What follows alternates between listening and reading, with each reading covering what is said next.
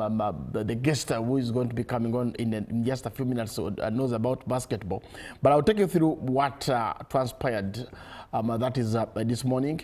We had the Bucks, of course, the Hawks beat the Mavericks. That was 124 to 112. We had the Heat in a high-scoring game, beat the Wizards 150 to 129. Then the Bucks lost to the Suns 114 to 129. The Spurs did also win against the Celtics 125 to 116. The Warriors lost to the Bulls 130 to 124. Then the Blazers also lost to the Hornets by just 2 points, 101 to 103. And lastly, the Lakers beat the Wolves 120 to 106. And of course, tomorrow morning, as we start the open studio here, there will be games as early as 3 a.m. The Pelicans will take on the Raptors. That game will be taking place at the Smooth King Center. Then we will have as well the Jazz at 4 a.m. against the Knicks. That game will take place at the Delta Center. Then at 5, there will be the Nuggets will be in action against the Rockets.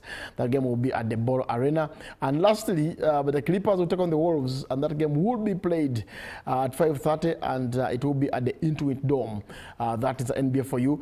Away from the NBA into Matters Champions League, we had games that played last night. Liverpool lost to Galatasaray by 0-0. On your screen, you can see Liverpool lost to Galatasaray by 0-0. Then we had Atlanta lose to Bayern Munich by 6-1.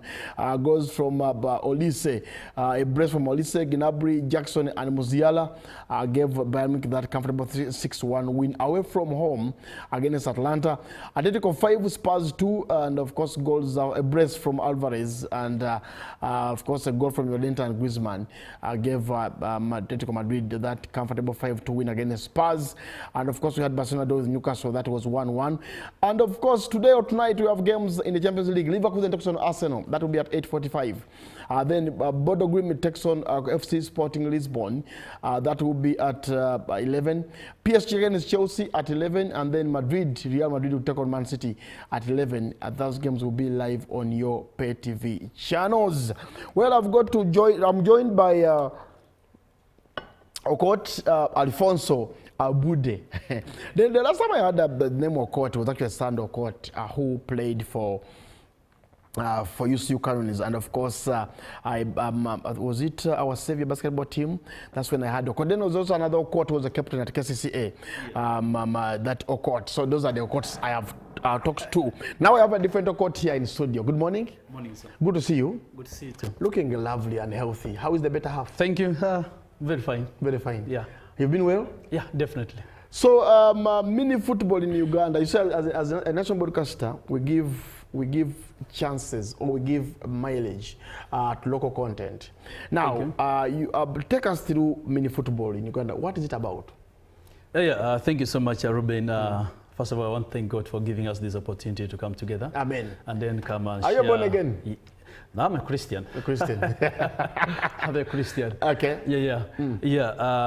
Mini football in Uganda, briefly to talk about the background, was introduced about 2.5 years ago. But legally, we started operating in Uganda last year. That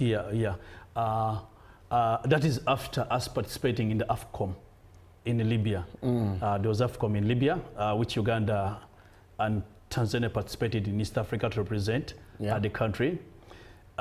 Basically, many people didn't know what's called mini football, but I can tell you they have been playing mini football in Uganda, not knowing that this is mini football. They were just playing just for fun. Okay? Basically, mini football is a game that is played in a small-sided area. And in this case, World Mini Football Federation says we adopt a version of 6v6. There's so many versions that people play outside there, 7v7, 8v7, 8v8, 9v9. But in this case, World Mini Football Federation says we adapt the version of 6v6. And this is the version which is internationally recognized and played at international engagements. In Uganda, we introduced mini football officially last year. We called it the paparazzi, the press to come and witness the birth of mini football in Uganda. And I can tell you, we have had a tremendous success in Uganda at the moment, because we have the league going on of mini football in Uganda, whereby we have 10 teams competing for the prizes. As I talk right now, the teams that have played so far, first round, are done. Only 2 teams that haven't finished up their games, of which they'll finish their game. Then we go for a break, then we come back for the second round. But in between, we are going to have a series of galas, that is mini football for women, so that we can be able to select a few teams to represent Uganda. This year, we have AFCON for women in Cameroon. Okay. Initially, it was supposed to be in Morocco, but because of a lot of uncertainties that happened in Morocco, so they had to change. And here, Cameroon says, we have come to bid and we want to host the AFCON. Yeah. Indeed, last week, there was a congress in Conakry, that is in Guinea, which is one of our capital for mini football in Africa, aside from that in Tripoli in Libya. So the Congress went, the president and delegates went to inspect the facilities to see if they are really ready to host. And Cameroon says, we are very ready. And indeed they inspected, and sooner or later in April or May, we may have, we're going to have the draws for the women. That means now, even as Uganda, we must be ready to participate. Okay. Yeah. A lot of things has happened. We have done what National Council of Sports is asking us to do. National Council of Sports is saying, you need to teach the people what is mini football. Yeah. You need to create awareness. You need to disseminate information to all the parts of Uganda to see that many of these people understand what is called mini football. Now, we have started small, and you know starting is not easy, but we are on the right track where we are moving right now. Yeah. We have trained a number of coaches in mini football.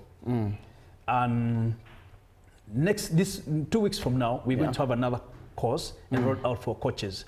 So interested people who are interested in managing and managing the game of mini football should be able to come and say, you know what, we want to register and participate in this course. We don't want to be left out. Mini football is a game that is widely appreciated, widely appreciated. And it's one of the games that I think is easier to play because of the size of the pitch, and is easier to manage a team than managing a 11-a-side team. Yes. Okay. The structures for mini football. Let's talk about the structures. You see, you come with briefcase federations and fail to sustain them. Exactly. So how are we sure that our boys and girls are going to be part of this game? How do you sustain this game, this kind of sport? You don't have structures. We have structures in place. Where are the structures? The structures are there because we have, you see, before African Mini Football Confederation and World Mini Football Confederation takes you in, you must have registered, and they must know that you have a structure in place. So we have a structure in place. And that's the reason why when we came, we said, okay, now we want to register. But National Council of Sports says, before you register, you must have achieved this. And this is what we're doing. We're actually engaging them time and again in meetings, and also writing to them the reports. Yes, to show them where we have reached. The last time we had a meeting with the senior sports officer, Anne, she said, when we gave her the reports of what we are doing, she said, this is the right direction people are doing, and please carry on. As long as you know what you are doing, it's good. Yeah. Yes, so we have structures in place. We have the president, we have the vice president, we have actually the structure that you need. Okay. Yes, and I'm sure we are on the right track. Do you have academies for mini football? I can say. How do we source players for this kind of game? Yeah, we source players because we have the league ongoing on. Okay. Yes, and then we cannot go out and take players from 11-a-side to come and represent the national team. You get it? Yeah. But I've actually told the players that for you, in order to qualify and be part of the national team, you need to have participated in the mini football league. Yeah. And then you are given or you're chosen on merit. on merit when you deserve to be in the national team. And that's what they are. We do not have academies, but in all the academies that have registered with FIFA, all of them start from mini football. They start from small-sided game. Because small-sided game is the best teacher to football. Every coach knows that I have to teach my players using small-sided game. Why? Because sided game creates realism. It's good for decision-making, very fast thinking. You understand that. You can understand the game very well. Yeah. So a child who has undergone through a very good development in football, because we have phases of football development. Now, if each child goes through a standard development, you will get the next Okello. Okay? You will get the next Semugabe. You will get the next Omedi, and so forth. So that means the coaches have to give the right training for this. Let's look at the league, yes. coach. Yes, please. So many games, of course, so many sports disciplines have leagues. Yes, definitely. So the mini football league commenced when? And where does it take place? From where the pitches, the league, the teams that get involved in this league of mini football? Yeah, we commenced last year after officially launching. That was in November. We have many of the teams host their games from Centenary Sports Center, Park, Centenary, just down here after Nakumat. Yeah. Because that pitch is one of the best pitch in Uganda. Okay. Before we commenced the league, we investigated the pitches that are supposed to be used for the matches, for the league. And we found that it was one of the best, and the size is what is recommended. Though the other pitches outside there, which is almost the same size, which doesn't mean they don't meet the requirements for the games to play on. Because mini football says the standard size must be 35 to 50. But here, if you have a minimum of 30 to 50, then you can play, or 30 to 45, you can play a match. Yeah. So some of these games are hosted in Kachiri. There's a team in Kachiri called KTW. There's a team for Abe and friends in Sumbwe. We have a Bamachete for Team Kalanzi in Imperere. And then most of the teams host their matches. And then also we have Rubaga, actually, Rubaga United hosting their game in Supremacy Log in Rubaga. Okay. And then most of the teams now host their games where here in Senate Turf Fair. Okay. So whoever wants to be part of the game should just walk every Monday, walk to Senate Park and come and watch. Okay. Exactly. So there's no registration, there's nothing? No, there was registration for every team. Definitely we cannot do that. Because you said you just walk to Senate Park and play. No. I mean the fans. No, the walk fans. Down and go and watch and catch up with the games. Yeah, but every team registered officially because we have the competition department working on that.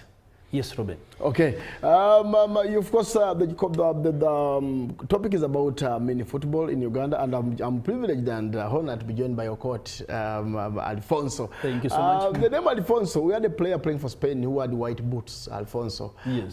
So I don't know whether you were Spanish here. The name Alfonso is Spanish. Are you Spanish, your coach? No, actually, I'm not a Spanish. I'm actually by tribe by there. Okay. From northern Uganda. From one of... the name Alfonso here. Yeah, I come from the same district and the same place with the retired chief judge, that is Awinjolo Alphonse. Yeah, my father and him are from the same clan. Oh. Yeah, from the same clan, but I'm not in. Yeah. So, okay, we've got to go. We've got to go, but what are your final remarks before we go? My final remark is that we have a challenge still as the association. We're not a federation, but we're an association. Because National Council of Sports says we cannot register more than one federation in Uganda. So we are an association. Under who? No, we subscribe to what we call Uganda Mini Football Association. It's like FUFA of the 11-a-side game. So we are the FUFA of mini football in Uganda. But nobody has recognized you. No. You're just an association. Yes, but then we so are don't the come here and process of brag that application. we are here, we have a structure, we have an office. Yes, you we have no a administration. We have the administration, Ruben. Who is the president? Yeah. The president is called Kasim Fahad. Yes. Then the treasurer? The treasurer is called Ogweng Emi. And Haji Hood is our CEO. So this is an actual union. No. It's not an actual union. Okay. So you have a structure. Yeah, we have a structure in place. Definitely. Definitely. Who's in charge of finances? In charge of finance, that's what I told you, Okweng Emi. He was actually our captain. So you embezzle with him? Eh? No. But he's from Mira. I'm just joking anyway. Yeah, I know. I understand good to have a structure. Yeah. And so, before you go, okay, sorry, I need to put a minute here. How can I register for Minifootball? No, as we wind up, right now we are not taking in teams to register because we already have 10 teams in place, taking place. Though, at the end of the season, we are going to relegate 2 teams. And why? Because we wanted to be more competitive. By the way, we have Champion League. Uganda has been given 4 slots for Champion League. Why? Because we have a league ongoing on. Somalia has been given only 1 slot. Kenya 1 slot. Tanzania 1 slot. Rwanda 1 slot. Why? Because they don't have a league. It's only Uganda and East Africa that is championing Minifootball, and they have leagues going on. So that means we have the experience right now to run Minifootball. Yes. Okay. So before we go, I want to thank my designers. Actually, Lactic Sports Center designs me. Okay. That's an advert we're going to pay for here. That's an advert we'll pay for here. So they are track suit? Yeah, they have so many varieties of track suits. So they are designing you? They're designing You me. Can't afford the clothes? No, I can't afford. Okay. But of course, someone. You're a sportsman. Yeah, you deserve such outfits. Such, yeah. Anyway, you said they are called who? Lactic Sports Center. Where are they? Just when you cross the opposite, what do they say? This road as you're going to Entebbe Road Highway from the traffic light as you slope down. That's Entebbe Road. Kamu, I think Kamu Plaza. Oh, okay. Yes, then Kamu Plaza. Exactly, Lactic Sports Center. He's the one who designs actually the Olympic jerseys for the national team, for the parliament and so forth. It's called Ali. Yes. So we can also go there and pick. Godwin Mesugwa here, my colleague, would love to get a track suit from them. So is here, can he go with you after the show? I'll give you his number so you can speak to him. Okay, guys, thanks so much, your coach, for coming. Thank you too. Privilege to host you. Hopefully you'll come back again. Definitely. We shall be matters Minifootball. Yeah, more and more, because we still have a lot to discuss by the Minifootball. And how you relegate teams, how you promote them. Definitely. I know there's some foul play somewhere. No, there's no foul play. There must be foul. There's no foul play. Okay, guys, we've got to go. Now, that has been Sandor Okot. I almost said Sandor Okot. No, Sandor Okot was a basketball player. Now, this one is a national Minifootball instructor, Okot Alphonse Abude, a man from Acholi, right? Yeah, definitely. And a man who is designed by somebody who can't afford clothes. Anyway, we're out of here and catch up tomorrow. For now, we've got to pay with Robert. Take you through GMU Extra. Good morning.